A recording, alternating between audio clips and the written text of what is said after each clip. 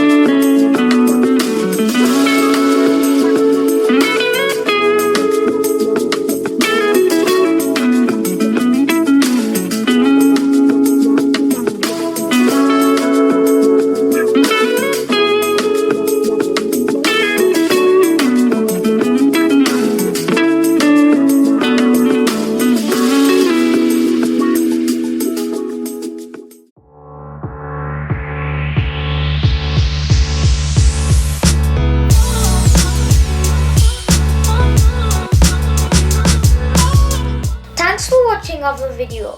Please do subscribe, like and hit the bell icon to get updated on our future videos.